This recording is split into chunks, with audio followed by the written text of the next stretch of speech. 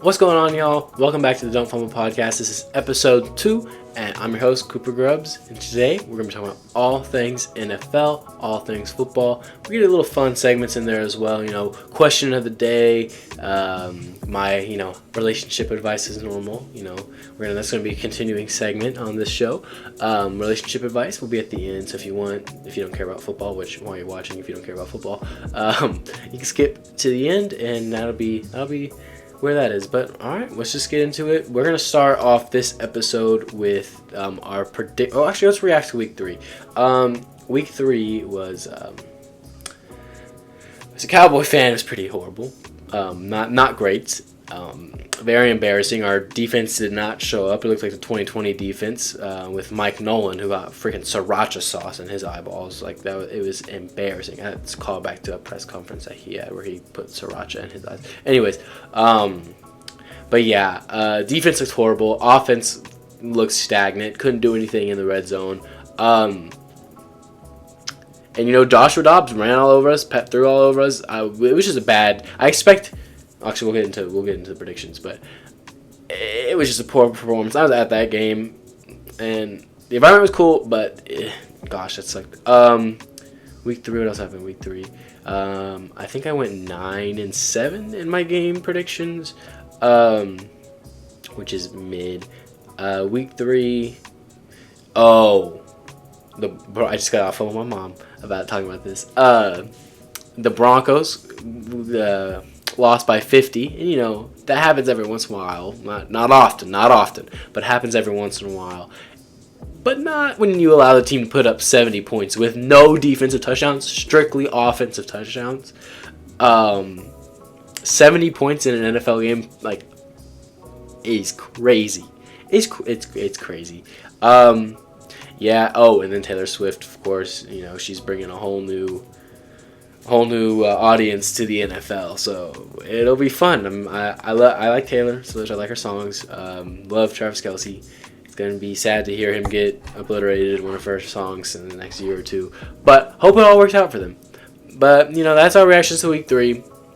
Pretty simple. I don't want to waste that much time on it because considering week 4 already started, Thursday Night Football. Oh, let's react to Thursday Night Football. So the Lions, the Detroit Lions, or the Trois if you're French. I got you. I took French in Duolingo. But anyways, the Detroit Lions went to Lambeau to play the Packers, and for the second straight week, the Packers did not show up in the first half. Jordan Love looked better in the second half, mainly fourth quarter, but second half, and the Lions looked like just demolished them. Even when you start off the Jared Goff threw a pick on the first drive, and you had to settle for a field goal. The Packers did. It just did not look good. Now, my roommate's a Packer fan, and he was silent, and well, unless he was mad, then he wasn't. But it was very bad for the Packers fans. It looks like the Lions are going to run the North for next, or at least this year, because you got Minnesota, who was having the opposite season of what they had last year, and the Bears are just absolutely horrible. I mean, if there was relegation in the NFL. If there was relegation in the NFL, the Bears would be relegated. But let's get into. So those are my reactions to week 3. There's many other games. Brandon Staley going for it on fourth down on his own 24 when he's up by 4 points with 2 minutes left in the game. Why? And he's lucky he won that game, or else he'd be gone. But there's a lot to react to. But let's get. Let's just go into our week 4 predictions. So we start this week off, obviously Thursday Night Football. Packers won 34-20. Lions won 34-20. Now, tomorrow morning, for me, Pacific Standard Time, 6:30 a.m. in London. Or, for me, I gotta wake up at 6:30. But London game between the Falcons and Jags. Now, the Falcons actually have impressed me this year. I actually really like the Falcons and what they're doing. Like, Artie Smith has those boys going. And, the Jags, their defense has let up a lot of points this season. I talked about it the other day that I think Doug Peterson should take back play calling. I think that's his forte, and I think that he needs to get back into the flow of that, like Mike McCarthy did with the Cowboys. I like Mike McCarthy's play calling, just like the red zone, like I said earlier. But it'll be fun. I think it's close, but the Jags. Oh, and the Jags have 2 straight weeks in London. That's crazy. I found that out yesterday. That's insane. I don't know how they're gonna do scheduling with that. Like if they stay there, if the equipment stays there, why would you bring the equipment back? I don't know. But I like the Jags. I think it's close. I think I do like the Falcons this season. I think they have a pretty good chance to win the NFC South, especially now that Derek Carr is injured for the Saints. But I like the Jags to win this one. And then I think the spread is 3 also. I think I'm not too sure. I probably won't go into spreads this week. But then we have a very good, like a very exciting new or early game. The 10 a.m. for me. It's Miami at Buffalo, and Miami's coming off a 70-point win, and Buffalo just railed the Commanders. So 2 teams are coming off of superior, like great performances, divisional opponents. I don't see how Miami is like on fire right now. They're just rolling. Mike McDaniel, he's got, oh my god, like Miami looks really good, and I'm not trying to glaze over them, but with the run game. Like, there's so many, like, the 70 points, there's people that score that I had no clue were on an NFL roster. And now Buffalo, and Jordan Poyer is gone for Buffalo this week. He's out, and, Tyreek Hill's, the pass attack in Miami is phenomenal. I think, like, it's a division game, so I think it's close. But I think Miami's got this one in the bag. Then we go to Minnesota at Carolina. Now, if Minnesota loses this game, Bryce Young is starting, by the way. If Minnesota loses this game, I don't know. Their season, I don't want to react like their season's over, but they're going to be 0-4. 0-4 with a team that was 13-4 last year. You'd start the season, the first 4 weeks with the same amount of losses that you had last season. They were 13-4 last season. They won 11-0 one score games. And the Tide, it has changed them drastically. And also, sorry about that. I tried to put it back up, and it fell down, and I'm just not going to worry about it right now. And Carolina, I like Carolina for the future. This season is just not their year.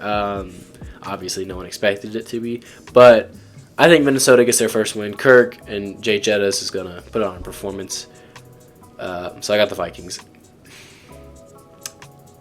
Now comes for possibly the worst game that will take place this whole season. Broncos at Bears. The Broncos are coming off a 50-point loss, like I said earlier, and they're away. They're the away team this week, and they're favored against the Bears. That tells you how bad the Bears actually are. It's embarrassing, bro. I could not be a Bears fan. That would suck. But Sean Payton and Russell Wilson need to figure it out. The Broncos are not looking good, and Sean Payton's probably gonna have to take back his Nathaniel Hackett comments, because Nathaniel Hackett did a better job than he's been doing. But it is a toilet bowl. I think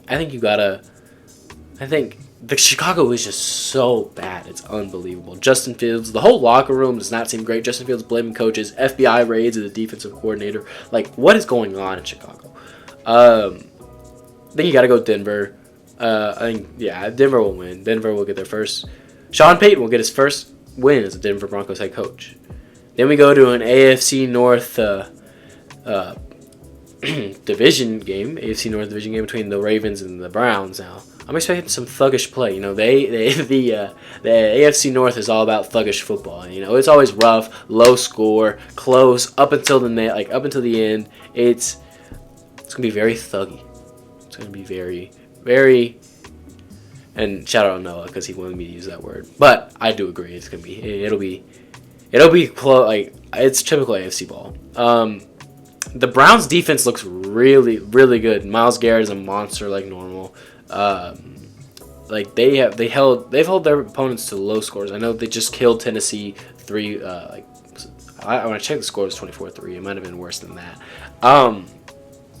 And then the Ravens, I like what they're doing. I think the Ravens can do something this season. I think the games are over here, by the way. That's why I keep looking over here. I think the Ravens can do something this season, and I think the Ravens win this one. I do.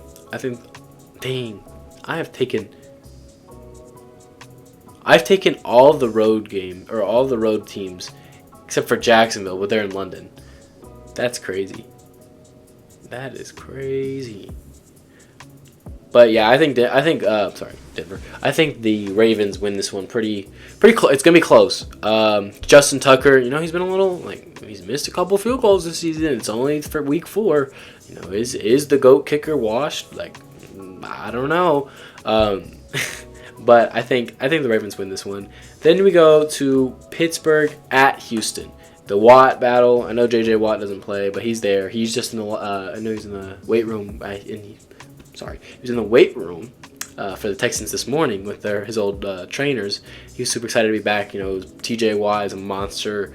He'll cause havoc. Or since we're in Arizona, Diamondbacks. He'll create chaos. That's their slogan. The Diamondbacks. I like Houston. They're doing a lot better than I thought they were. C.J. Stroud has looked the best among all the rookie quarterbacks. I think they could be inspired to win since J.J. Watt's back. Turned down for Watt, the whole burr, burr, burr, burr. Yeah, so let's get past what I just did there. That was very cringy. I think I'm actually gonna take Houston. I think Pittsburgh probably has a better team, but I think Houston's inspired this week, and I think they're gonna pull out a win. It'll be close. Then we go to 2 teams that I thought were gonna be really bad this year. The Rams and the Colts, and they've actually outperformed what my expectations by a lot. I think Anthony Richardson's back, and if not, Gardner just beat the Colts or the Ravens.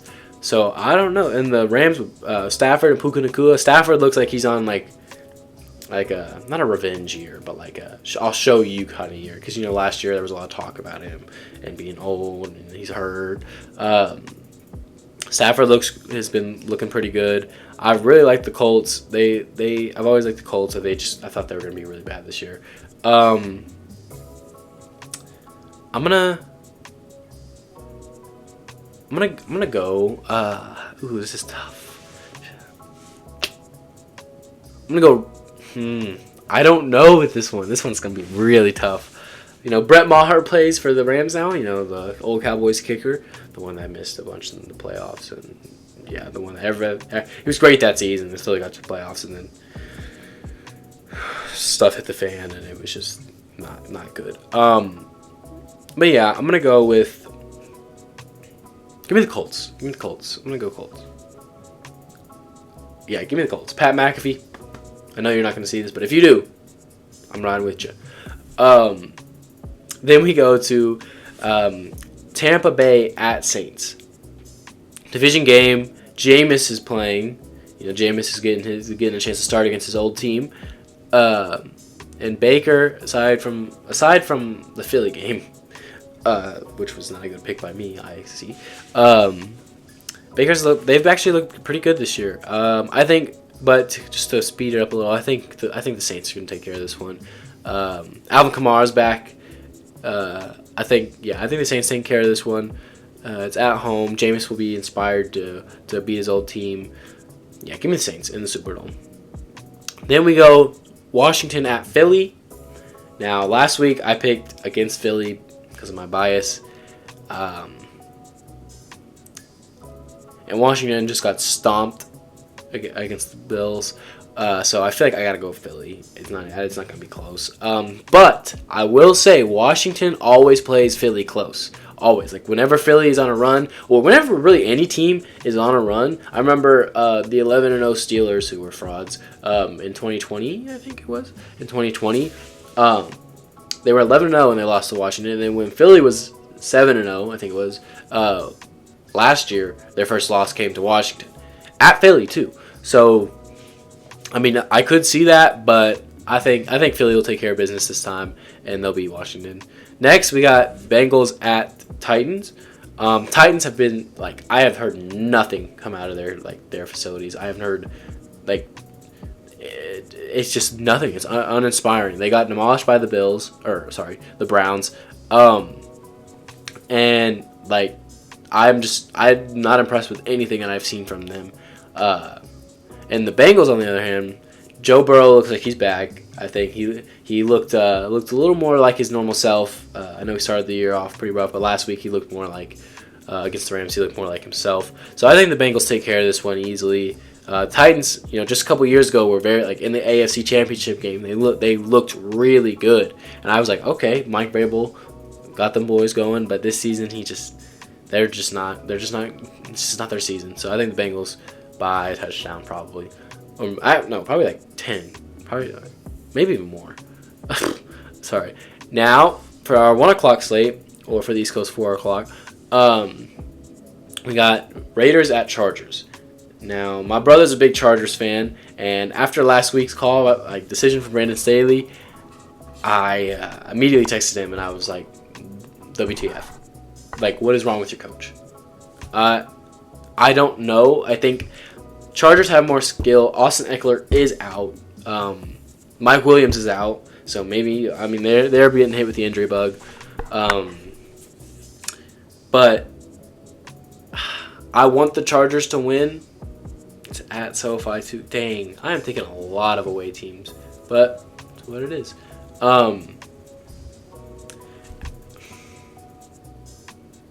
I don't know if Jimmy G's playing. I don't know if he's still in the percussion corner. That is just getting larger and larger. That is crazy.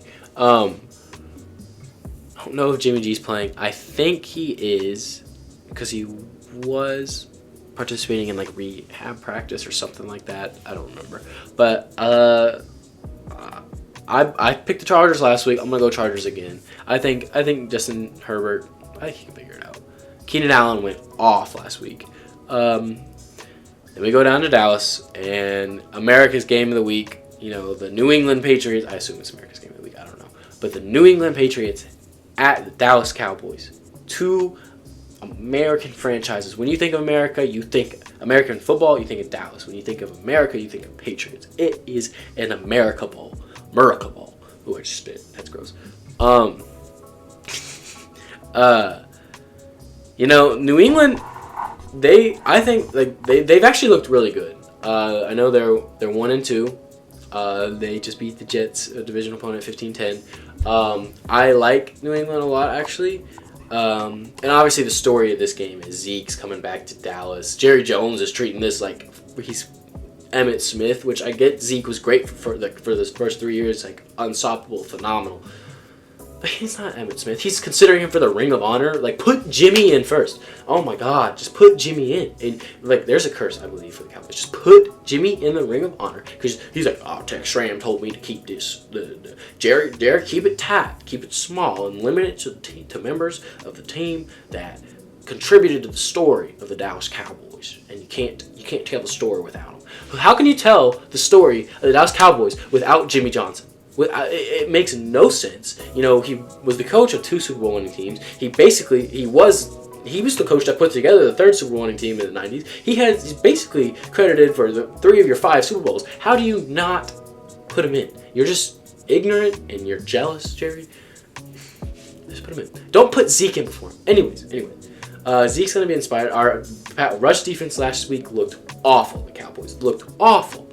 I don't think the defense is going to be that bad. I think they got some Josh Gannon fire in their gut. I think they're going to take the bus. I think they're going to take the bus to Dallas this week. They're going to get that fire in their gut.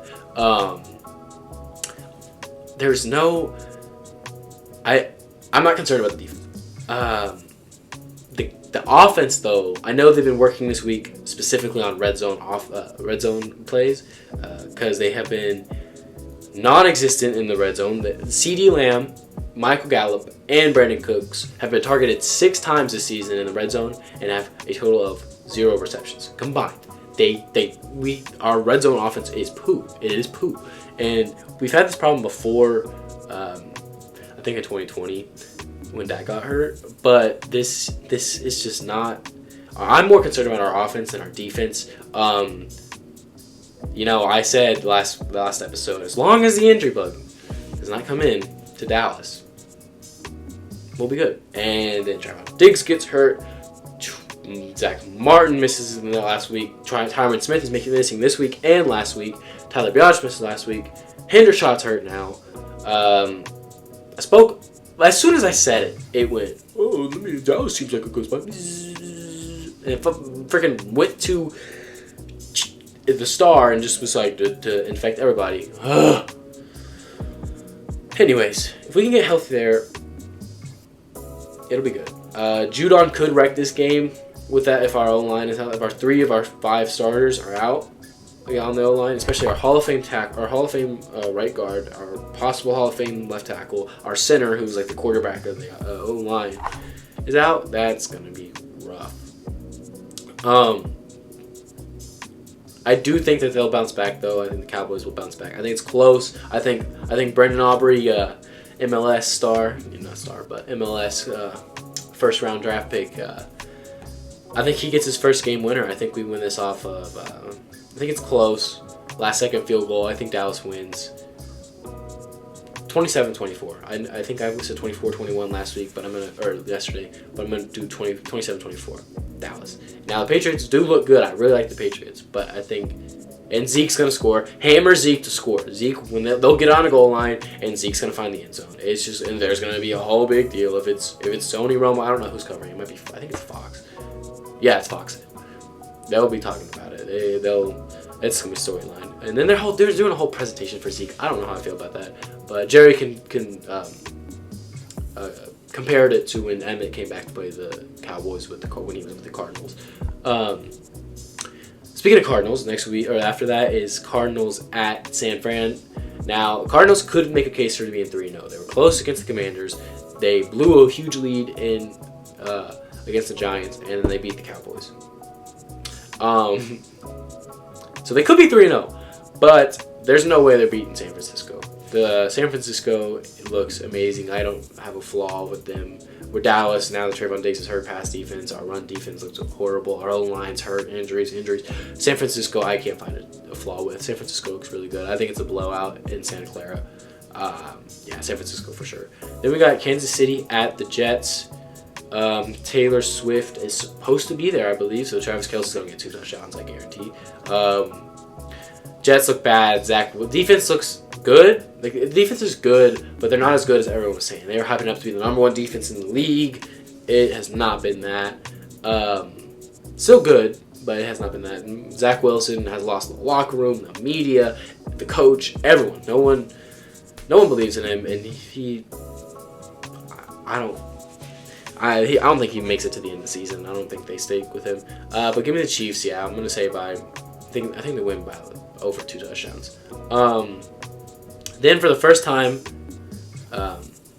since week 1, we don't have a doubleheader in Monday Night Football, and I'm gonna go. It's Seahawks at Giants. If Saquon plays, I don't know if he's playing. I know he's questionable. If he plays, the Giants have a good shot. If he doesn't, no shot. If he doesn't play, because the Giants' offense without him is poo. It is stagnant. Like it is non-existent. It doesn't do anything. It's not there. I think. And the Seahawks came after week 1. They put up a pretty bad performance in week 1 against the Rams, but they've looked really good against. Why am I blanking on who they played? They looked really good against the Lions. They beat them in overtime. And then I can't remember who they played in week 2. I'm sorry, y'all. But Kenneth Walker looks amazing. Geno. Geno's meh. Got a contract though, so good for him. But yeah, I think Kenneth Walker will run all over the Giants like he has for the past 2 weeks against teams. I think Seahawks win this one, and I think no matter what, I could see the Giants winning if Saquon's playing. If Saquon is playing, I could see the Giants winning. But I imagine he could be on a snap count. But I don't know. I think let's go with Seahawks. But I want to see real quick how many road teams I have winning. I have Seahawks, Chiefs, Bengals, Tampa Bay. No, I picked New Orleans. LA. No, I picked Indy. Oh, I guess I don't have that much.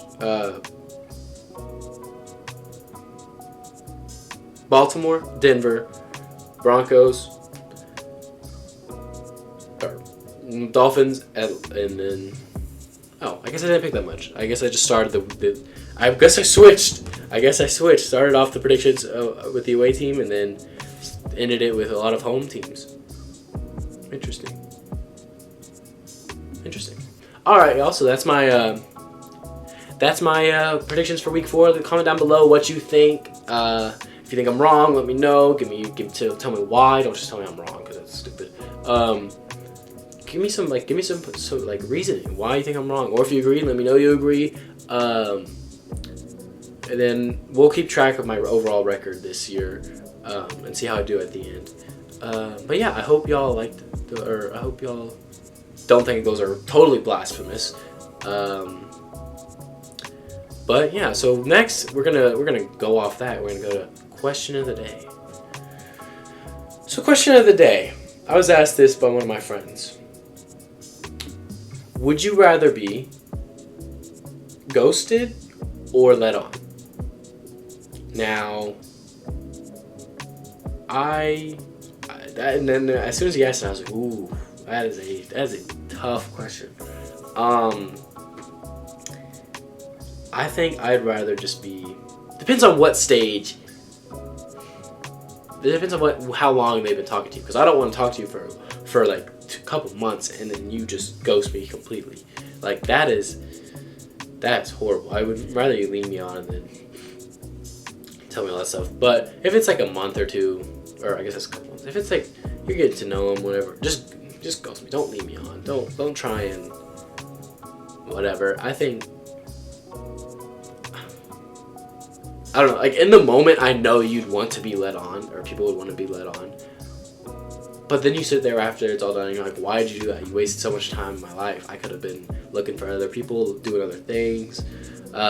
So I think I'd rather be ghosted. Let me know what y'all think, because I know it's a very tough question. There was mixed answers when it was asked. But so that was a short segment. But would you rather be ghosted or let on is our question of the day. Now, I forgot to do my loser lock. Let's go back. Loser lock.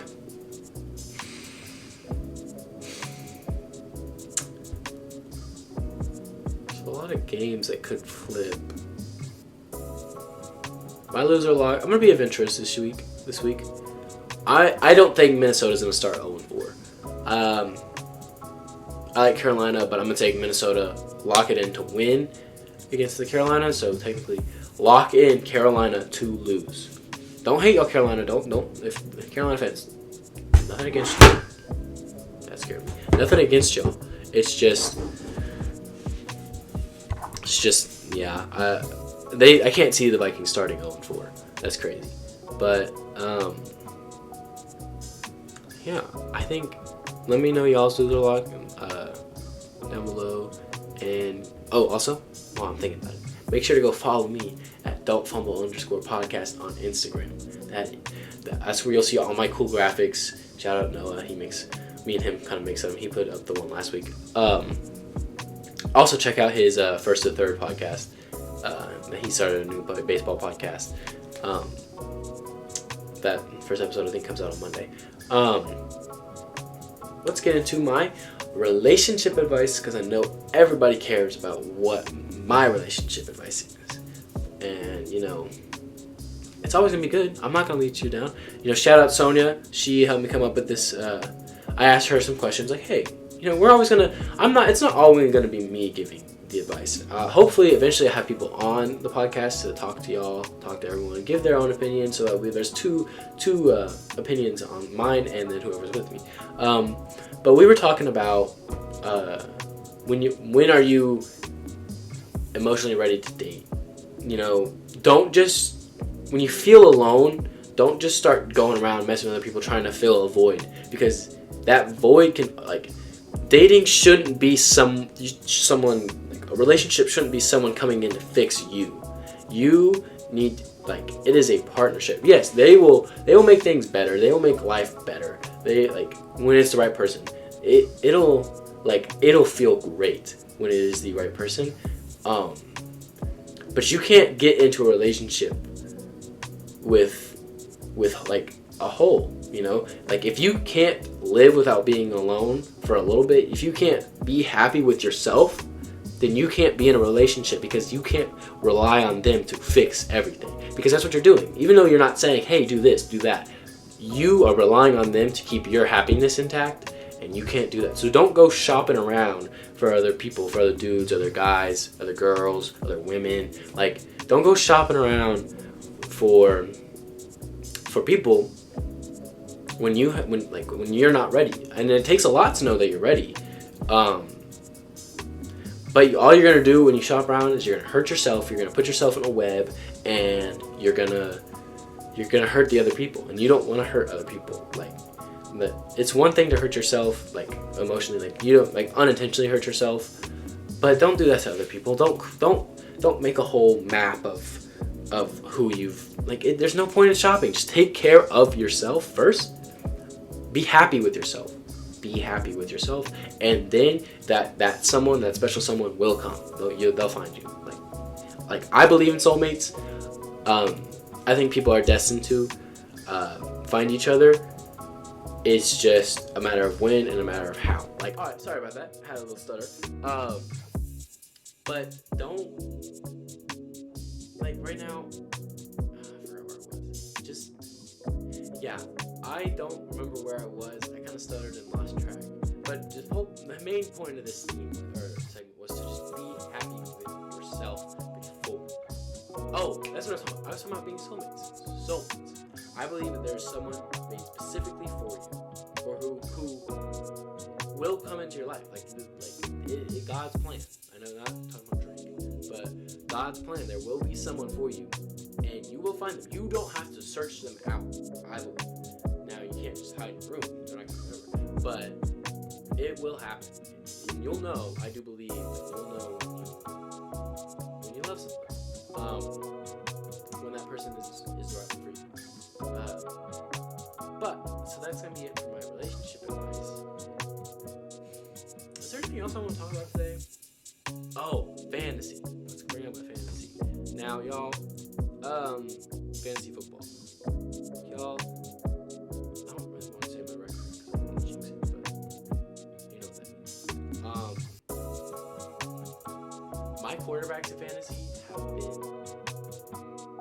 I have Dak in one of my leagues, and I have Gino in the other, but I switch between Gino and Daniel Jones in the other one, and it's very unfortunate, because in both leagues, quarterbacks went fast, and I like to draft them. I just don't think I value them as high as other people. But I'm excited. Like I said, Alvin Kamara is back. I drafted him late in the draft. He fell, so I was like, you know what, I'll hold out for 3 weeks. He's back, and I'm super excited because A.J. Dillon was the other one, and he was there. I managed to win a couple games even with him putting up 3.4 points in it. But Alvin Kamara's back. I'm super excited. Well, I'll just read you my team on this league. So we got quarterback Dak Prescott, Joe Mixon, Alvin Kamara, Jay Jettas, Amon-Ra St. Brown, where he got 16 points, Mark Andrews, DJ Moore, 49ers defense, and Matt Gay. Matt Gay got me 24 points last week. Great job. You know, I know that performance will never happen again, but I'm really excited that a kicker for once actually got me. I think he might have had the most. No, I don't know who had the most points, but that's one league. In the other, I have Gino, Bijan Robinson, Kenneth Walker, Jalen Waddle, Calvin Ridley, Pat Freiermuth, Debo Samuel, Cowboys defense, and Jake Elliott. So I like my teams. Let me know what y'all think. Comment your sleeper picks, or your sleepers who could be picked up. Yeah, let me me know. Like, give me some tips. I like this season. Kenneth Walker has been amazing so far. You know, I had Nick Chubb in this league, and then he got hurt. So running backs were really good. But I think Zay Flowers has been pretty good. I haven't been on my bench, and I've been looking at his stats. He has had, so for week 1, 17.7. Against Cincinnati had 10.8, and then against Indiana, he had 13 exactly. So I think if you're struggling with receivers or you need a flex, I think Zay Flowers is a really good pickup. So that's gonna be my suggestion of the day for fantasy. But you know, I'm trying to think of what else we can do. I don't want to stall, you know, or like I'm trying to make it long because it's already 36 minutes or 35 minutes of video. But yeah, I think next week, let's wrap it up here. Next week, I'm gonna try and get a guest on here. I don't know who yet. If you want to come on, let me know. I'll try to figure it out. But yeah, I'm gonna wrap it up here. Thank y'all for watching episode 2. If y'all made it all the way through, I really appreciate it. Make sure you subscribe, turn on post notifications. I'm not gonna post every Saturday. I know this one's coming out on Saturday, and I don't like that. I'm not gonna post every Saturday. It'll probably be